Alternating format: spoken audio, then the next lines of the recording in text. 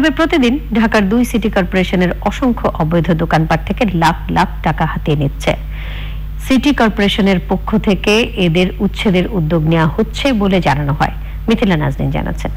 এটা হলো সরকারি, আমাকে সরকারে কত লেগে দিছে, কমিটির দেয়, কমিটি সরকারে দেয়, ভাড়া আছে লোক নেই, অন্য লোক বিভিন্ন পদের লোক আছে। জুরাইন রেলগেটের এই অংশ দিয়ে প্রতিদিনই ট্রেন চলাচল করে। রেলওয়ের উদ্যোগে এই অবৈধ বাজার উচ্ছেদ করা হয় বেশ কয়েক মাস আগে, কিন্তু উচ্ছেদের পরপরই স্থানীয় প্রভাবশালীদের ছত্রছায়ায় আবারও গড়ে তোলা হয় অস্থায়ী বাজার। সরকারি তহবিলে টাকা জমা হচ্ছে এমন কথা বলে রেলওয়ের গেটম্যান সহ স্থানীয় প্রভাবশালীরা প্রতিদিনই বাজার থেকে চাঁদা আদায় করছে।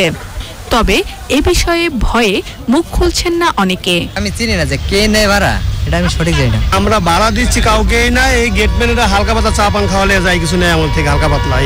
তো এই জায়গায় ভেঙে দিয়েছি, আমরা পুরান দোকানদারি করতেছি, পরে আমরা এমপির কাছে গেছি যে আমরা কইরা খাইটা খাই, তাকে যখন জায়গা লাগবে আমি সত্যি আমরা সেটা জানবো। দক্ষিণ সিটি কর্পোরেশনের অধীন যাত্রাবাড়ি কাঁচা বাজারে অবৈধ দোকানপাট থেকে প্রভাবশালীদের পকেটে দোকান প্রতি 18 থেকে 20,000 টাকা যায় প্রতি মাসে।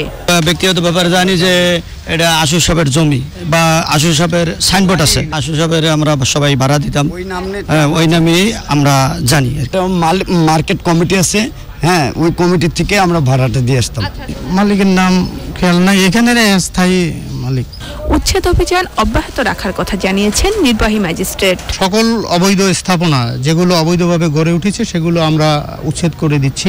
একটি মাস্টার প্ল্যান রয়েছে যে আমাদের সিটি কর্পোরেশনের বা সরকারের যে জায়গাগুলো যেগুলো বেদখল হয়ে আছে, অবৈধ স্থাপনা আছে, সবগুলো পর্যায়ক্রমে আমরা উচ্ছেদ শুরু করব। সরকারের কাছে কর্মসংস্থানের আবেদন জানিয়েছেন উচ্ছেদ হওয়া ব্যবসায়ীরা।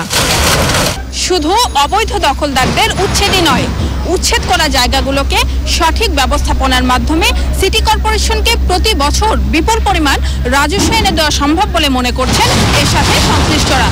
যাত্রাবাড়ি কাঁচা বাজার থেকে মিথিলা নাজনীন, চ্যানেল আই।